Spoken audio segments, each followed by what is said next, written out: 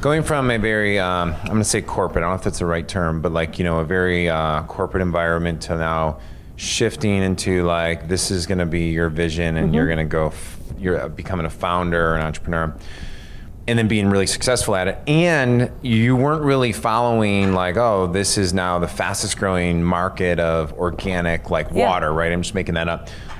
Did you have to mentally renegotiate with yourself of like what was possible for yourself?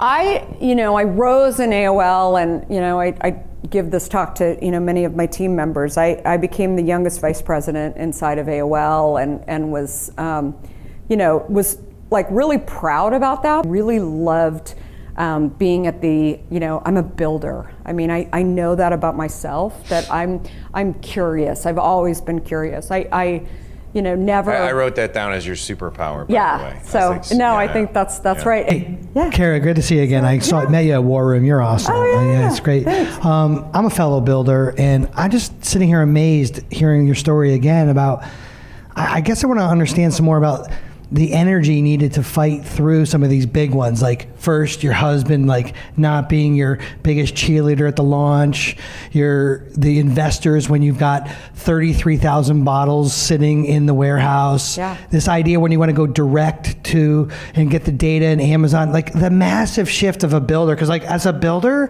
I just excited about building something. I'm just assume it's going to work. I'll jump over the wall. And then when I take the hit, how do you come back? Where is that? Like I just always want to be around people. I want to know how that's working. Having people around you that actually believe in you, and that includes, the financial partners. I mean, I've never partnered with people who, my gut, my spidey sense, whatever you want to say, it was that they were going to ultimately block me. Not to say that I haven't, encouraged conversation, and and that I always want to have people who think a little bit differently in the room. I'm really good at hiring those kind of people that will challenge me and challenge my team. But I think it's for me, I think it was really. I think that's the big thing, is that people who recognize that you've got a purpose and that you've got a cause and are kind of let you go. I mean, I've heard nightmare stories. It doesn't matter what industry you're in, where it really does make a difference who is funding your company and how much they let you do. I mean, I got some great advice from the vitamin water founders early on that they only actually owned 12% of the company when all was said and done, but they always controlled the board. I lead with education, and I love that you started that with that vision in mind. So how do you encourage your customers to go ahead and educate themselves and other people to further your mission? So we don't make any health claims at all. It's nice having, if I didn't mention this before, so my husband joined us. I thought he was only going to be there 6 months, and 13 years later, he's still there. He sits right next to me. He's our chief operating officer, and he's a lawyer, right? Which is really nice to have a lawyer on staff. And he said, he's always the one who, has the North Star saying like, don't make any health claims. Like, it's like, that's the key, but that's what the lawyers say, right?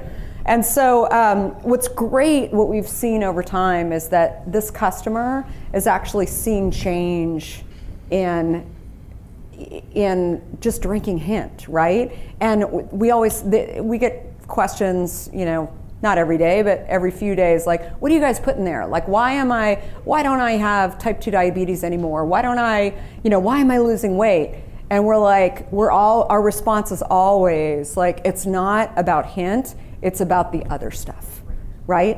And so I think that the education is really getting people, it's always been to realize that what you're putting into your body, what you're putting on your body, what you're doing every single day is all part of your lifestyle that can adjust if you focus on it and you educate yourself on it. And people will ask us like, what diet should I do? Whole 30? Should I do keto? Like, we're like, I don't know.